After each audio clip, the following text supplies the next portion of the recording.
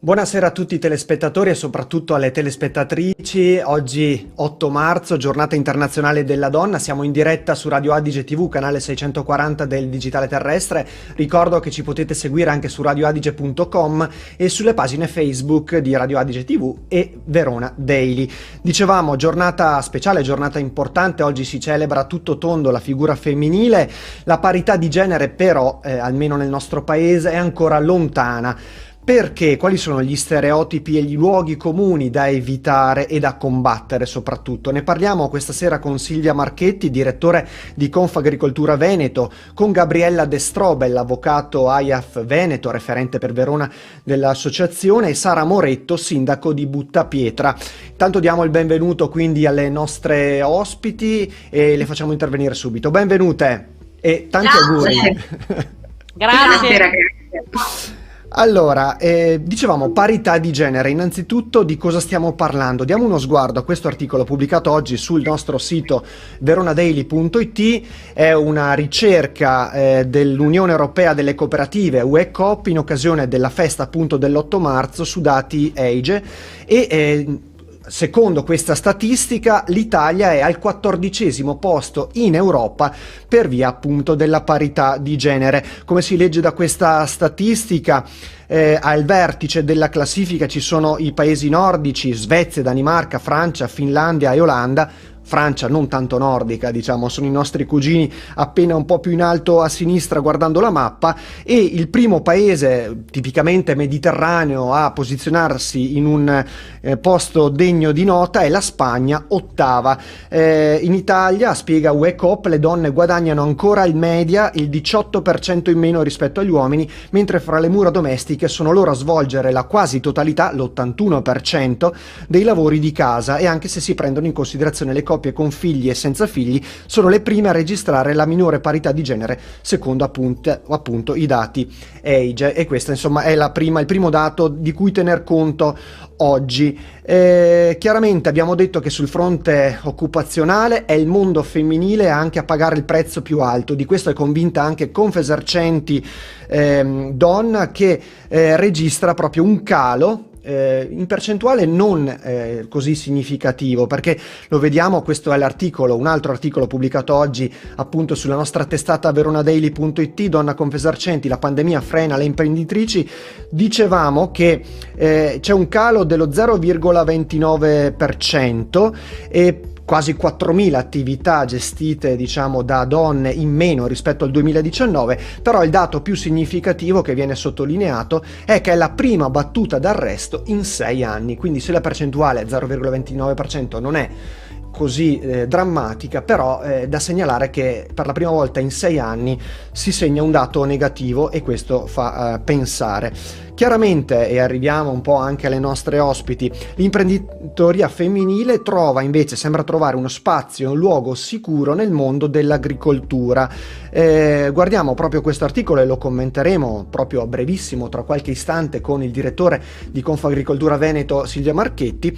Confagricoltura ha divulgato un comunicato, anch'essa proprio oggi, in occasione della giornata internazionale della donna. In Veneto, su un totale di 65.109 aziende agricole, 14.955 sono gestite o comunque portate avanti da donne, un'incidenza del 23%. Quindi torniamo dalle nostre ospiti e farei proprio iniziare con un commento su questi dati.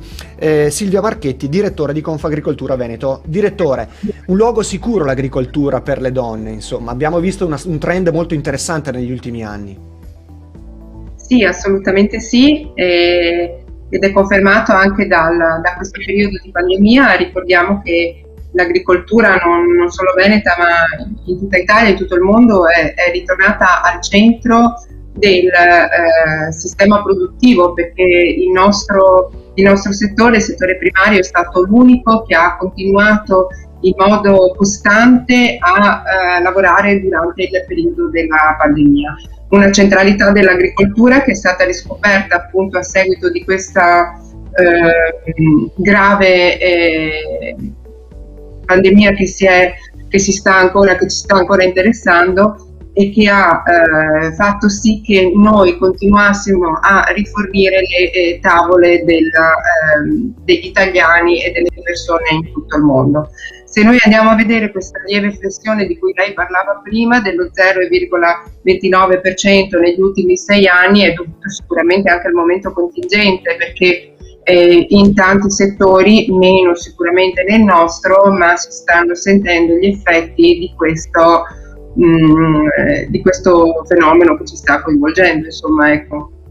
Assolutamente.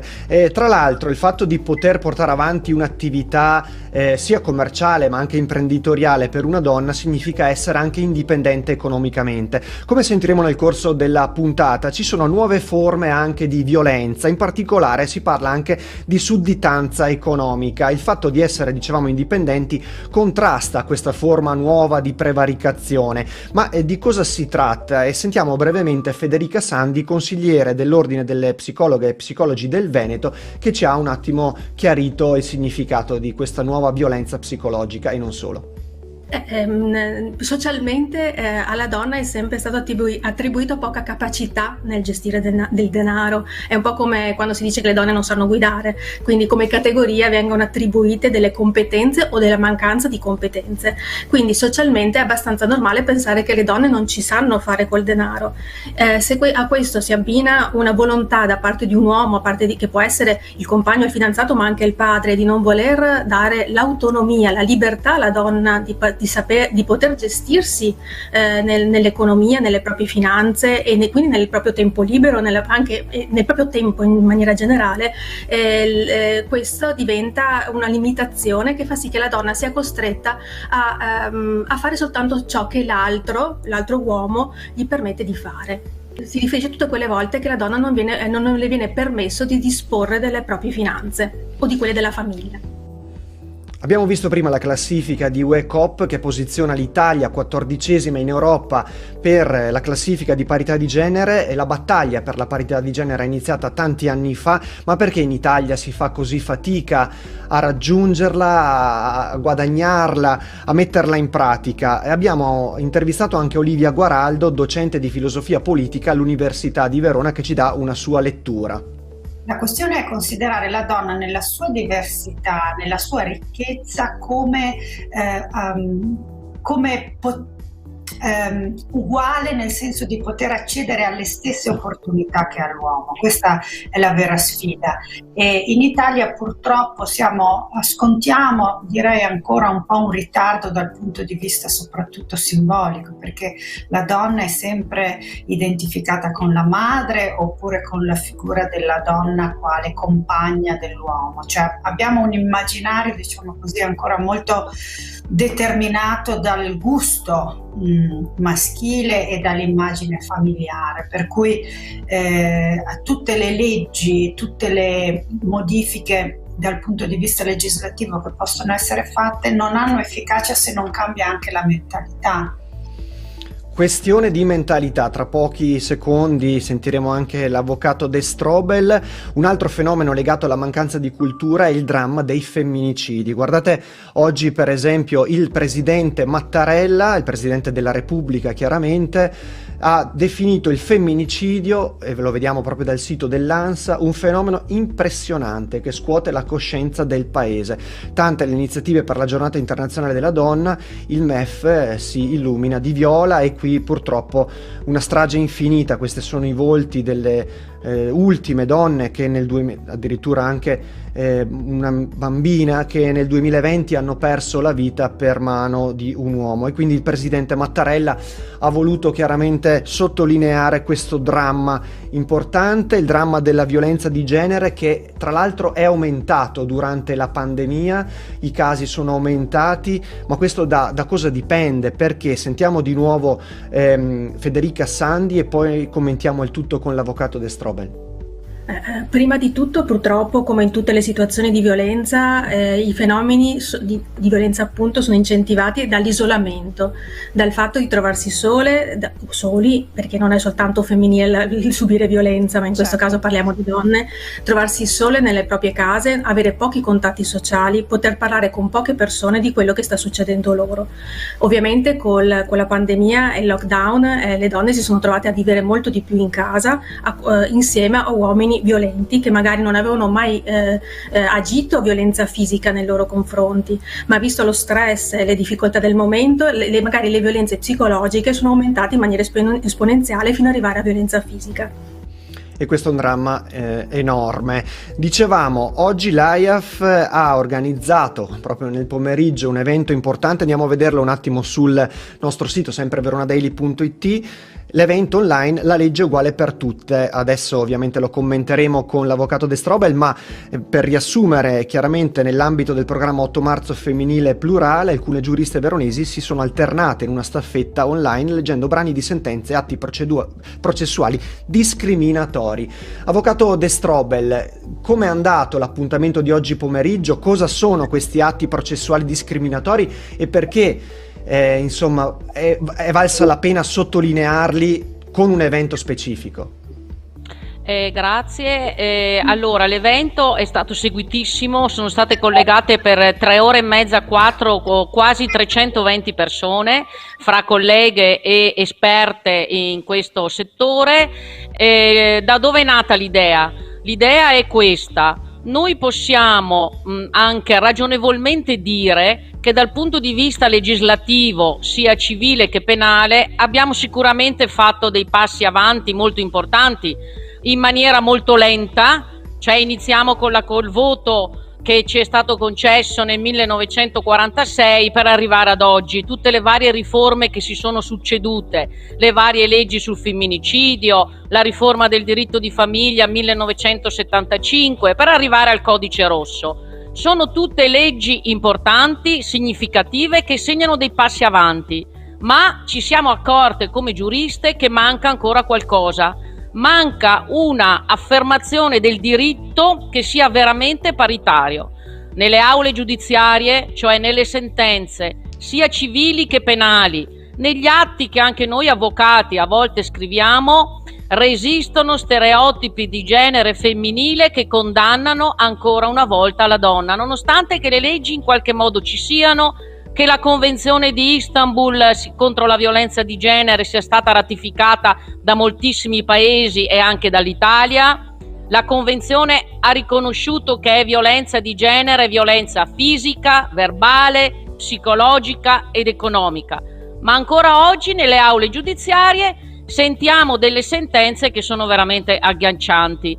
Se volete dico solo una, insomma, in qualche modo un femminicidio, ma più di uno, perché noi abbiamo raccolto circa 25 sentenze, ma non del secolo scorso, dell'altro ieri, sentenze che ancora una volta colpevolizzano, sentenze dove c'è un morto, una donna ammazzata, vittima, e ci sentiamo e leggiamo nelle sentenze che non doveva trovarsi lì, che non doveva vestirsi in questo modo, che in qualche modo ha provocato, che l'uomo è stato raggiunto da uno stress emotivo così importante che non è riuscito a frenarsi. Allora, è chiaro che finché questi stereotipi entrano ancora nelle nostre aule di giustizia, per quanto le leggi possano essere abbastanza all'avanguardia, ma noi premiamo perché siano sempre più significative, ma finché c'è questa modalità di considerare la donna, è chiaro che c'è ancora molta strada da fare. Guardi, avvocato, ne approfitto perché nel comunicato che avete diramato per presentare l'evento c'era anche qualche stralcio, qualche passaggio di sentenza emessa negli ultimi anni, non nel Medioevo o nei secoli scorsi, come ha detto. Se vuole leggerli lei, altrimenti lo leggo io, come preferisce. Io, se volete, vi leggo un passo del 2018 dove è un caso di femminicidio, Genova, sentenza GUP Genova, l'imputato viene condannato a 16 anni e gli vengono, invece che a una pena maggiore, gli vengono riconosciute le attenuanti generiche sulla circostanza aggravante di aver ucciso la propria compagna, e con questa motivazione ha riconosciuto, ritenendo che l'imputato non ha agito sotto la spinta di un moto di gelosia affine a se stesso, per l'incapacità di accettare che la moglie potesse preferirgli un altro uomo, ma come reazione al comportamento della donna, del tutto incoerente e contraddittorio, che l'ha illuso, disilluso nello stesso tempo, l'ha indotto a uscire dall'isolamento in cui lui si era ritirato, e con la promessa di un futuro insieme, ma tutto questo invano. Quindi la colpa di essere stata uccisa è la donna che lo ha illuso e disilluso.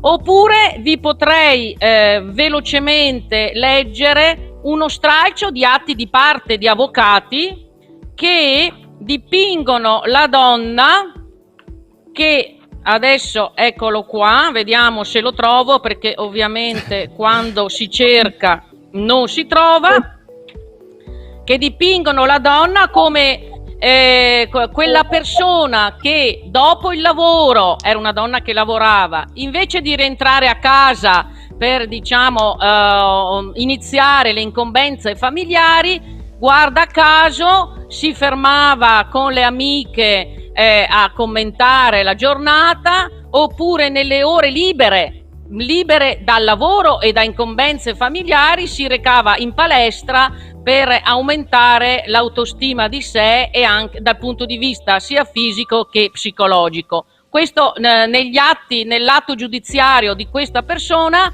la donna che si trova con le amiche, va in palestra, è una rappresentazione di una donna che non attende ai suoi doveri familiari, dovendo invece la stessa occuparsi solo di lavoro quando c'è, e al di fuori del lavoro esclusivamente cura della famiglia. Ecco. Inutile dire che se queste cose le dicessimo nei confronti di un uomo non avrebbe la stessa stigmatizzazione. Assolutamente, assolutamente. Grazie per questi passaggi, avvocato. Dopo magari torneremo chiaramente a parlare con lei, così come con gli altri ospiti, perché insomma sono passaggi che sembrano, ci lasciano basiti, per usare un eufemismo, insomma, davvero senza parole.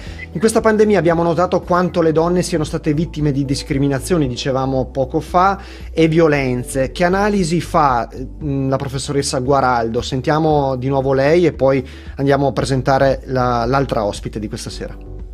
Ma le analisi appunto sono molte e complesse. Sicuramente le donne hanno scontato la pandemia proprio anche per quello che dicevo prima, perché si ritiene più naturale che a rinunciare al proprio lavoro per stare in casa sia la donna e non l'uomo, sia la madre e non il padre, mentre in moltissimi paesi europei, del nord Europa soprattutto, ci sono padri che restano a casa e madri che vanno a lavorare. Questo nel nostro paese è ancora molto difficile, per questo immaginario, no, che dicevo prima, molto connotato da ruoli di genere abbastanza rigidi, che questo non vuole dire naturalmente che ci sia una ricchezza anche nella esperienza materna, ma l'esperienza materna si può esprimere in molti modi, e spesso le donne che rinunciano al loro lavoro, alla loro professione per corrispondere a un'idea di maternità, magari sono madri meno felici e meno brave di quelle che invece vanno a lavorare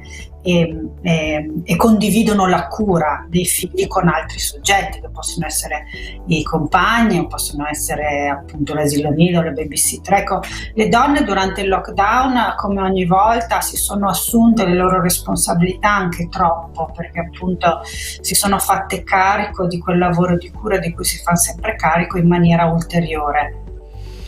E abbiamo ospite questa sera anche il sindaco di Buttapietra, Sara Moretto, avvocato, anche lei. Benvenuta. Grazie. Sindaco, benvenuta. Grazie.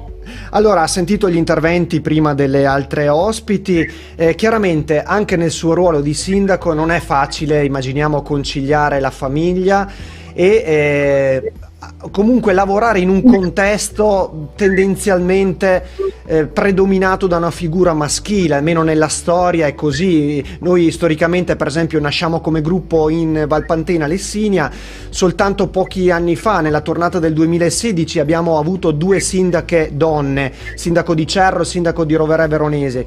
Prima era un ruolo riservato prettamente agli uomini. Come si è trovata in questo ruolo? Ha avuto, diciamo, delle difficoltà, oppure ha potuto svolgerlo, perché lo svolge dal 2016, quando è stata eletta, in maniera molto tranquilla? Allora, io sono stata eletta nel 2016 e a Buttapietra sono stata la prima donna sindaco, quindi come dice lei siamo arrivati in ritardo e in alcuni paesi, insomma, la figura del sindaco donna non è mai esistita. Per quanto riguarda la mia esperienza, sì, è stato un cambiamento notevole che nella nostra comunità, che è stato comunque ben recepito, e comunque non posso dire di subire discriminazioni all'interno dell'ambiente politico tra i miei colleghi sindaci. Siamo in poche donne, perché tra 98 sindaci della provincia di Verona siamo solo 11, quindi siamo in netta minoranza. Tuttavia, per quanto mi riguarda personalmente, mi sento anche, direi, coccolata, ma forse anche perché ho un carattere tale da non poter, come dire, né subire né accettare discriminazioni di sorta. Ecco, il combaciarsi di un'attività di sindaco, un'attività di avvocato, chiaramente non è semplice, soprattutto poi se si aggiunge anche il ruolo di madre, perché io ho anche deciso di portare avanti anche la parte privata.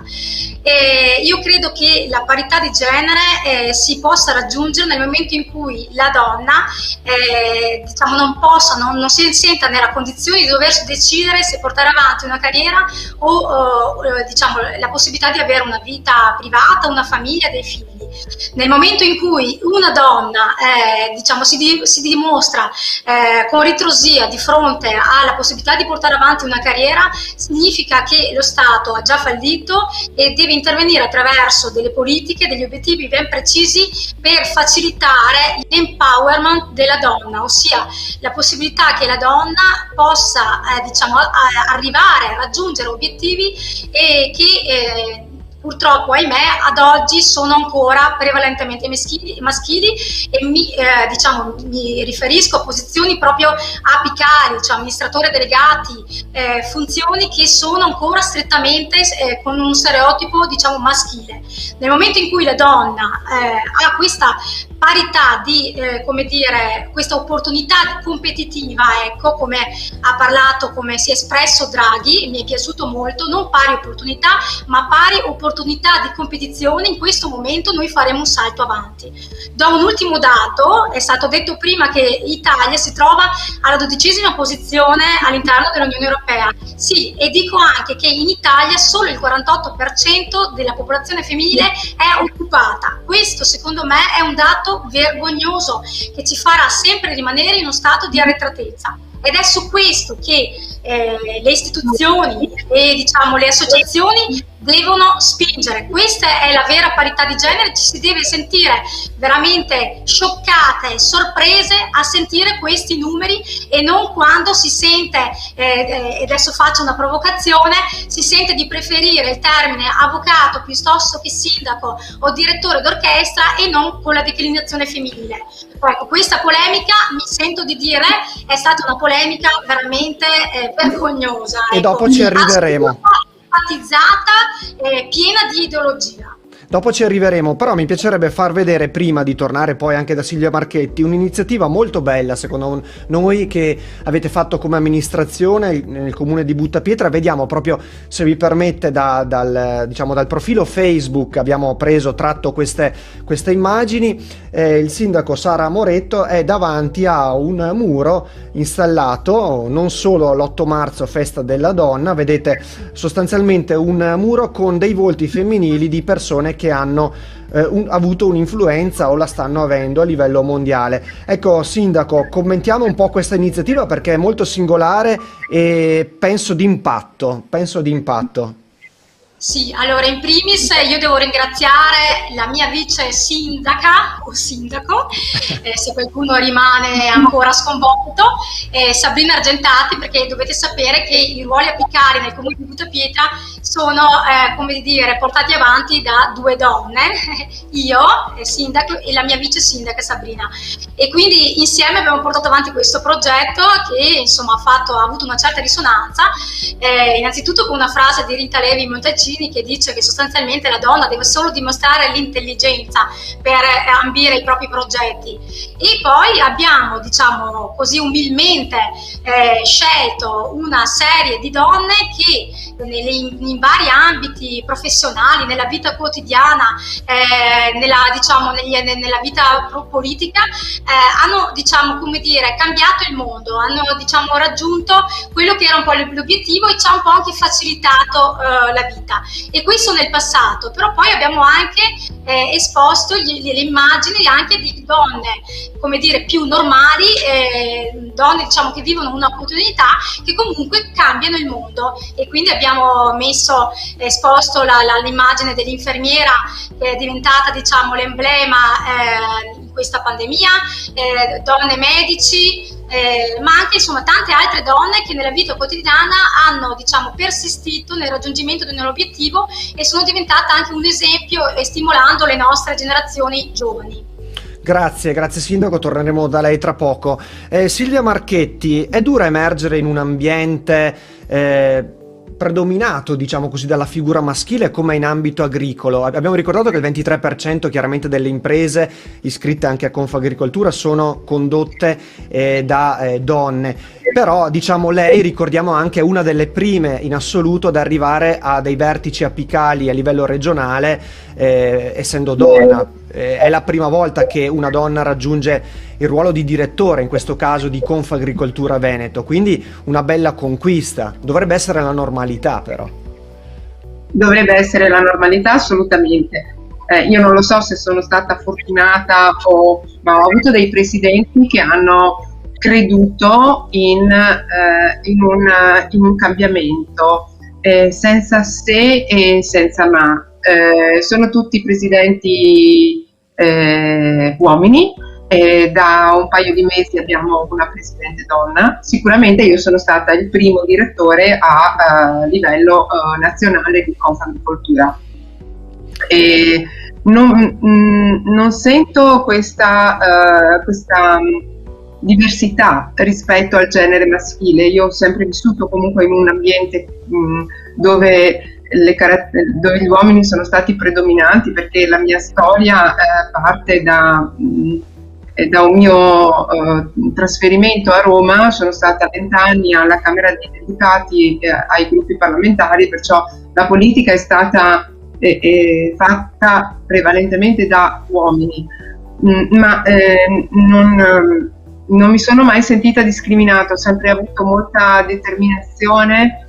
Sono sempre stata forse anche coraggiosa, perché ho cercato di conciliare non solo le mie aspettative, ma anche la voglia di costruire una famiglia, di avere dei figli e di portare avanti sia la parte pubblica che quella privata, con molta semplicità. Adesso siccome c'è stato molto clamore attorno alla mia recente nomina di direttore regionale, mi sono resa conto, guardandomi intorno nella mia provincia, che il direttore del carcere è una donna, il prefetto è una donna, il nuovo direttore sanitario è una donna. Sto parlando della provincia di Rovigo, perché io sono originaria di Rovigo. Allora, in modo abbastanza silenzioso, noi stiamo occupando dei posti strategici, ripeto, con molta determinazione, con molto sacrificio, ma chi deve credere che l'8 marzo è tutti i giorni siamo prima e soprattutto noi. E questo è sicuramente un messaggio molto importante. Grazie direttore, stia lì perché chiaramente poi torneremo in chiusura di puntata di nuovo da lei. Abbiamo incontrato nel nostro percorso, nelle nostre interviste, anche Micaela Faggiani, che è giornalista e fondatrice del Cantiere delle Donne, un gruppo nato all'inizio della pandemia durante il lockdown da circa un centinaio di amiche tra giornaliste e non solo imprenditrici, e che ora è arrivato a 6.000 iscritte sulla pagina Facebook in tutta Italia, con uno zoccolo duro nel Veneto. Quanto è importante fare rete soprattutto tra donne, anche per cercare di fare massa critica in questo senso e cambiare anche le abitudini, la cultura, come si diceva prima. Non è facile. Il mantra di questo gruppo è la rivoluzione gentile. Sentiamo le parole di Micaela Faggiani. Noi l'abbiamo fatto e devo dire che in questo senso il lockdown ci ha aiutato, perché siamo partite dando voce alle donne che erano spaesate, arrabbiate, impaurite per quanto riguarda il lavoro, quindi lo smart working, le difficoltà di conciliare il lavoro e la vita quotidiana a casa con le ristrettezze, i PC, gli spazi che mancano. Io, per dirvi, sto facendo la diretta dalla mia camera perché di là c'è mio figlio in DAD, quindi per far capire com'è la reale vita quotidiana, a quello che era stata un po' la battaglia anche delle scuole, perché siamo andate a bussare a Luca Zai a dire: guarda che noi siamo preoccupate perché non riusciamo a gestire tutto, i nostri figli a casa sono in difficoltà. Lo stiamo facendo anche adesso, abbiamo sentito anche tante psicologhe, abbiamo parlato del disagio dei genitori e del disagio dei figli, e in un certo senso le donne anche in questo spazio si sentono un po' tutelate, un po' coccolate, anche libere di esprimere quelle che sono i loro dubbi, le loro perplessità. Non mancano dei momenti difficili in cui ci si scontra su opinioni diverse, ma è anche giusto così. Ecco, noi vogliamo continuare a fare questo, dare uno spazio aperto, libero, democratico, in cui parlarsi, ovviamente in modo corretto e con gentilezza, perché come hai detto tu, noi abbiamo la rivoluzione gentile come nostro mantra, tra virgolette. Si possono dire tutte le cose con gentilezza e fare le cose con gentilezza, ma a determinazione. E quello che chiediamo anche alle nostre donne: abbiamo un regolamento interno in cui per esempio non si può fare pubblicità, non si possono appunto magari dare delle opinioni politiche schierate, perché vogliamo confrontarci su quelli che sono i problemi e anche le potenzialità di noi donne. Ci sono tante donne importanti e famose all'interno del cantiere, le abbiamo intervistate, le stiamo mettendo in luce, vogliamo aiutare anche in quelle che sono, in quella che è la prevenzione sanitaria, e infatti abbiamo dei collegamenti con realtà anche sanitarie, appunto, che ci prestano la loro professionalità per parlare di prevenzione del tumore, per esempio al seno, piuttosto che altre problematiche. 2 anni fa dedicammo una copertina del nostro mensile Pantheon a Barbara Bissoli, che è la presidente dell'Ordine degli Avvocati di Verona, e quindi torno da Gabriella De Strobel per chiedere com'è la parità di genere all'interno del mondo professionale dell'avvocatura, se insomma l'elezione anche di Barbara Bissoli mi sembra fosse la seconda nella storia dell'Ordine di Verona occupata appunto da un avvocato donna. Com'è la situazione avvocato all'interno di questo mondo? Grazie, bella domanda.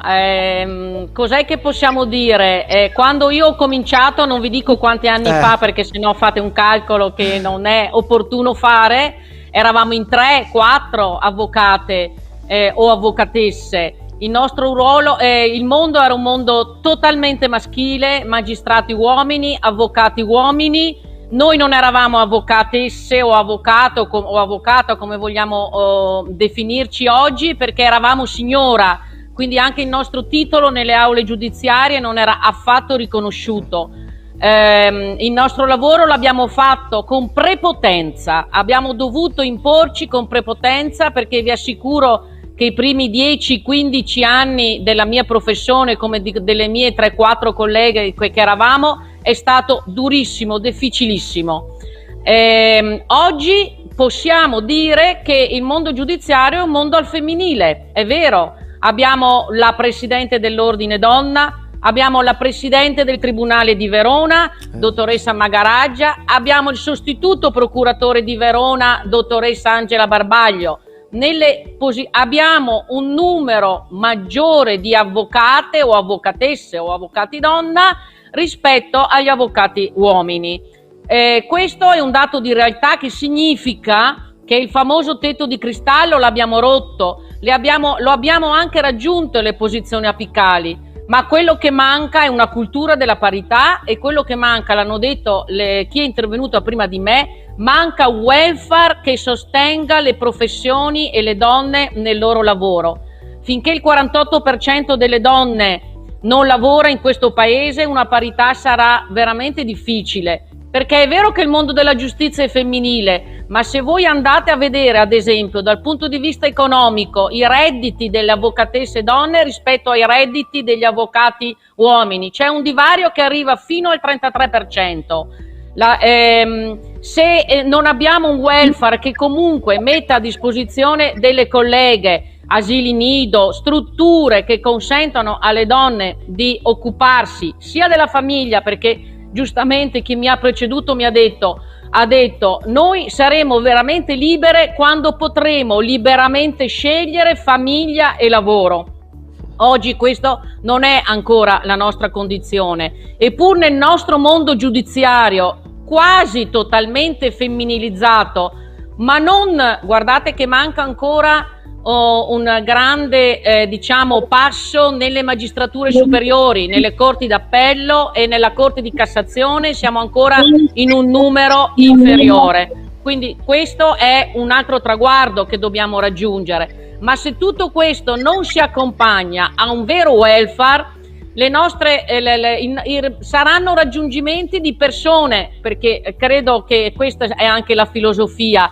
Le donne quando arrivano devono essere le più brave, le più intelligenti, le multitasking, cioè in qualche modo sono delle donne, fra virgolette, migliori delle altre. No, noi dobbiamo arrivare a dire che tutte possono accedere alla professione che ritengono opportuno scegliere senza sacrificare anche la parte familiare.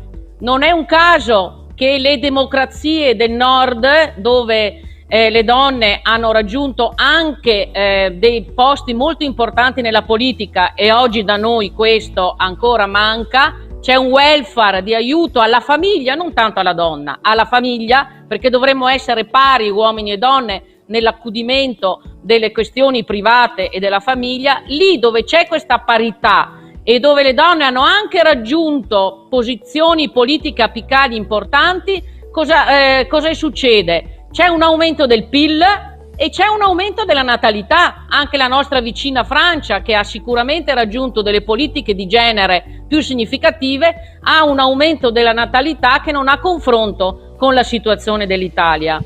Questo per dire che c'è ancora molto da fare, molto da fare.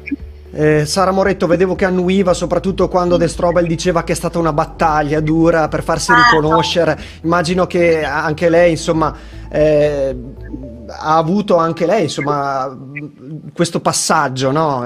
Da quando poi si è laureata, è diventata avvocato ed è entrata in questo mondo.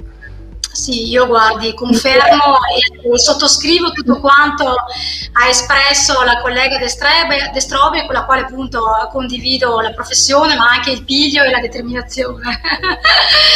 Peraltro, insomma, io adesso mi sto dedicando in maniera quasi a tempo pieno all'amministrazione, perché per amministrare un paese deve essere presente fisicamente e mentalmente, e sono dell'idea che le cose o si fanno bene o non si fanno e si lascia il posto ad altre persone.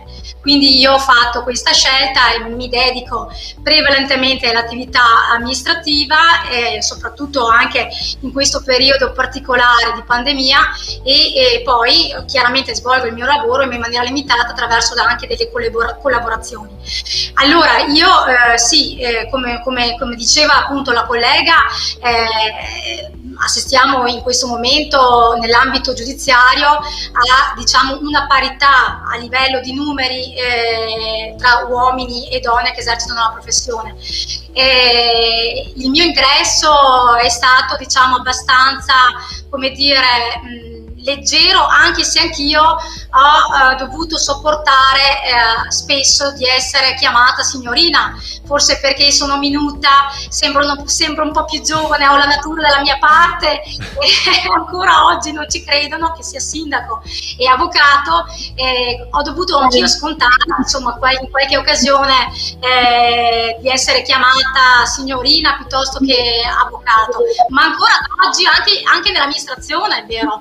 Invece invece di essere chiamato sindaco, come si voglia, l'importante è, come dire, riconoscere anche la posizione e il ruolo della persona, vengo chiamata signora, insomma questo non fa piacere, perché io mi chiedo sempre, se dall'altra parte ci fosse un maschio, gli si rivolgerebbe la parola come un signore, oppure la si chiamerebbe avvocato o sindaco?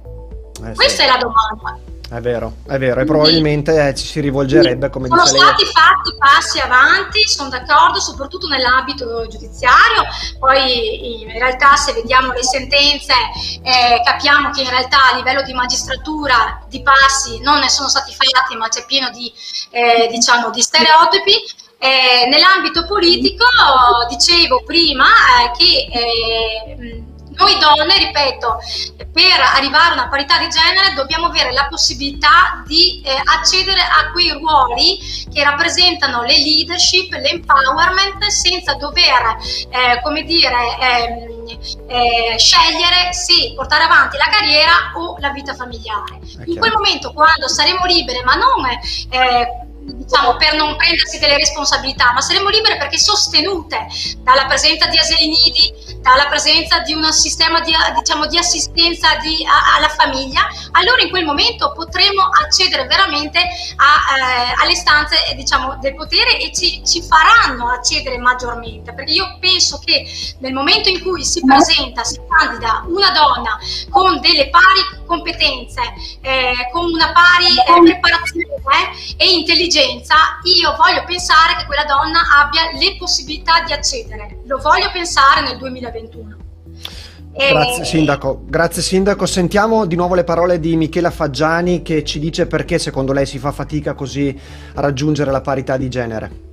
Perché guarda, lo dimostra quello che è successo un po' con Sanremo, che è stato il nostro barometro, tra virgolette, di questi ultimi giorni, con la polemica direttrice. Siamo ancora a questo livello, nel senso che non c'è ancora una consapevolezza, anche se, come ho detto prima, ci sono delle donne veramente ai vertici, delle donne che hanno delle professionalità veramente incredibili, che però faticano a essere riconosciute per un'educazione patriarcale che purtroppo ancora c'è, ma un po' anche colpa di noi donne, delle nostre mamme, che hanno inculcato una determinata cultura. Noi vogliamo proprio lavorare su questo, perché dobbiamo veramente tutti, noi donne e gli uomini assieme. Infatti io spero che oggi non sarà solo una giornata delle donne per le donne, ma spero che siano anche molti gli uomini che faranno qualcosa per noi donne, perché dobbiamo lavorare su questo, sui nostri figli, sul fatto che una donna non deve essere giudicata per come è vestita, ma deve essere giudicata per quello che fa, e questa è la cosa più importante, e non è semplice, non è ancora così purtroppo. Poi vediamo che ovviamente nei posti che contano fa notizia il fatto che ci sia una donna, non deve fare notizia, deve essere normale che possa esserci un uomo o una donna, dipende appunto dalla professionalità. Direttore Marchetti, vedevo che annuiva, no, quando sentiva le parole di Michela Faggiani, insomma si ritrova un po' in quello che ha detto. Ma assolutamente, e chi deve cambiare la mentalità sono proprio le donne prima di farla cambiare agli altri. Dobbiamo riposizionarci noi al centro, perché forse lo siamo sempre state. Non dobbiamo chiedere niente, dobbiamo solo continuare ad andare avanti. Oggi la riflessione non la dovremmo fare noi, la dovrebbero fare gli uomini la riflessione, non noi, perché noi sappiamo esattamente quello che vogliamo e dove possiamo arrivare. Io non voglio chiedere niente, non lo trovo corretto chiedere, io valgo per quello che sono. E infatti quando sono stata nominata direttore, io mi sono stupita del clamore che c'è stato intorno a questa nomina, grandi titoli sulla prima donna, ma credo sia normale, è giusto che sia così. Chi deve riflettere sono gli uomini, non siamo noi sappiamo dove possiamo arrivare. Condivido pienamente quello che ha detto la persona che avete Michela Faggiani, la giornalista. Sì, Michela Faggiani ha perfettamente accentrato l'obiettivo del tema di oggi e di tutti gli 8 marzo che ci sono stati e che verranno, perché fino a quando non ci sarà una riflessione da parte del mondo maschile su chi siamo, continueremo a trovare strano che una donna possa fare il direttore di un'associazione dove da sempre gli uomini sono stati i protagonisti, e invece ho visto molta complicità nel lavorare con i miei presidenti, con i miei colleghi e con i miei soci, tenendo conto che ci sono tante donne soci. Sì, certo. In conclusione, direttore, poi andiamo in chiusura con le altre ospiti. Covid permettendo, chiaramente, però in agricoltura c'è tanto spazio, soprattutto per il mondo femminile, no? Lo dimostrano i dati, lo abbiamo detto all'inizio della puntata, c'è ancora tanto margine, insomma potrebbe essere davvero un nuovo orizzonte occupazionale per tutte quelle persone che non sanno come farsi largo nel mondo del lavoro. Poi non conta neanche più di tanto un'età, perché abbiamo visto che ci sono giovani imprenditrici, ma anche imprenditrici un po' più, diciamo, mature, più grandi, quindi davvero l'agricoltura potrebbe rappresentare un rilancio, una leva di rilancio, soprattutto guardando al post pandemia. Ma ci vuole preparazione, ci vuole professionalità anche in agricoltura, non dobbiamo pensare alla pubblicità del mulino bianco, quando si parla di agricoltura. Le persone che lavorano in questo ambiente, siano esse donne, siano esse uomini, sono persone che hanno una preparazione molto approfondita in quelle che sono le tecniche di coltivazione dei terreni, il rispetto dell'ambiente, il rispetto di tutte quelle misure che riguardano il benessere degli animali, se si pensa all'allevamento, devono avere delle nozioni che riguardano l'utilizzo dei prodotti fitosanitari, cioè è molto complicato da questo punto di vista, però comunque, ripeto, la determinazione delle donne in tal senso sicuramente è una leva e una valvola della quale bisogna tener conto. Ci saranno degli spazi, quello è probabile, voglio dire, alla fine della pandemia vedremo anche come si potrà riposizionare l'agricoltura in questa nuova economia, non solo veneta ma anche italiana, però ripeto, dipende sempre da quelle che sono le aspettative e gli obiettivi che una persona si pone, sia esso uomo sia certo, e le competenze che si acquisiscono. Avvocato De Strobel, certo. In chiusura, tra un anno sarà di nuovo l'8 marzo, cosa le piacerebbe ritrovare l'8 marzo, come fra un anno, a distanza di un anno, come immagina, diciamo, questa giornata, cosa le piacerebbe trovare di diverso, di cambiato, per non ritornare sempre un po' sugli stessi discorsi? Allora, guardi, come ha detto la nostra Presidente che è intervenuta oggi, il nostro sogno è quello di non festeggiare più l'8 marzo, festa della donna, perché la parità in tutti i settori e in tutti i campi è stata raggiunta. Non credo che sia un'utopia, è un obiettivo a cui dobbiamo evidentemente tendere. Non dimentichiamoci, perché nei miei interventi che ho fatto prima non ho fatto cenno alla violenza di genere, alla violenza dell'uomo sulla donna, al numero infinito di femminicidi. L'anno prossimo vorrei che i femminicidi sparissero dalle cronache, vorrei che nelle cronache giudiziarie, nelle cronache giornalistiche, il messaggio che quell'uomo violento è stato assolto o ha avuto una diminuzione di pena non ci sia più, perché dovremmo avere una giustizia più attenta alla vittima e non una seconda vittimizzazione della donna.